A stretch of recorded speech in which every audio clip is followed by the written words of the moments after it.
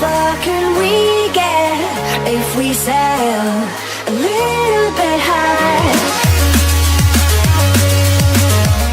Al Michaels has a similar level of anticipation heading into his 10th Super Bowl broadcast as he had the first time he worked the biggest stage on television 30 years ago. Michaels is set to join Pat Summerall as the only play-by-play announcers to call at least one Super Bowls when he works next weekend's game in Minneapolis between New England and Philadelphia. "It's every bit as exciting and even more so in a way," Michaels said in a phone interview. "As you get older and you get the opportunities to do these events, you probably savor it more. Advertising ain't invented by teens. When I look at guys like Tom Brady and Drew Brees, as they get older, I think they begin to appreciate and savor the opportunities more, because you're closer to the end than you are to the beginning and you never know how many more you have left." The 73-year-old Michaels is in no hurry to give up the microphone on NBC's Sunday Night Football broadcast, which is on target to be television's highest-rated show for a record 7th straight year, passing the mark set by American Idol. With a comfort level with his broadcast team led by executive producer Fred Gordelli, director Drew Esikoff and analyst Chris Collinsworth, Michaels is having as much fun as he ever had since becoming the lead announcer for ABC's Monday Night Football in 1986. Michaels points to advice from former Buffalo coach Marv Levy about never considering retirement.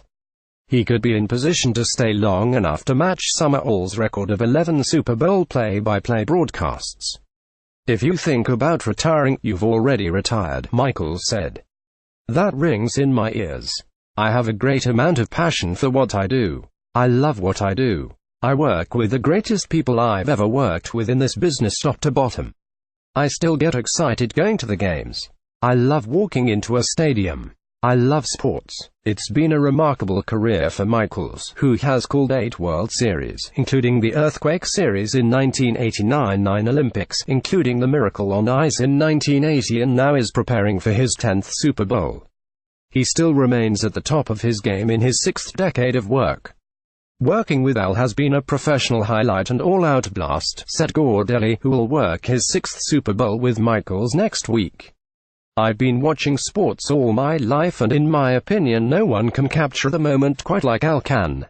It's never rehearsed or predetermined. He sees it, calls it, and somehow the words are perfect. He never ceases to amaze me." Michaels' first Super Bowl came following the 1987 season when Doug Williams led Washington to a 42-10 victory. Several of his others have included some of the most dramatic finishes in Super Bowl history, from Scott Norwood's missed field goal for Buffalo in 1991, to Mike Jones' tackle of Kevin Dyson at the 1-yard line on the final play to preserve St. Louis' title in 2002, Eli Manning's second comeback drive to beat Tom Brady 6 years ago. But two stand out the most. The first was in 2009, when Pittsburgh's James Harrison returned an interception 100 yards for a score on the final play of the first half, and then Santonio Holmes caught the winning TD for the Steelers in the final minute of a comeback win over Arizona. Then in the most watched television event in U.S. history 3 years ago, the Patriots won the 4th title, when Malcolm Butler intercepted a pass from Russell Wilson at the goal line when it looked as if the Seahawks were poised to score the go-ahead TD in the closing seconds. Those are the moments no broadcaster can ever prepare for, and only the most accomplished can handle as adroitly as Michaels has over the years. John Madden once had a great line: "We prepare like crazy. We prepare for any eventuality. But you get to the booth, and as John would say, all of a sudden a game breaks out," Michaels said. "The game has to come to you. You can go to the game. We have a million things we can talk about, but if you start talking about them and they're not germane to the game, the listener will find that cacophonous. You have to blend what you know with what's going on in the game." One aspect Michaels didn't have to deal with for most of his career but has risen up this season has been social justice protests during the national anthem. He realizes it's a delicate balance for an announcer because many fans will be offended by networks showing or talking about the protests, while others will be equally as upset if they are ignored.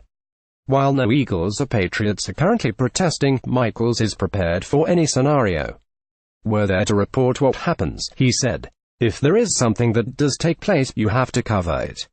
You don't have to editorialize about it. You report here is what happened and you don't lecture people on this is bad or this is good. People tune in to watch the game and well, bring them the game.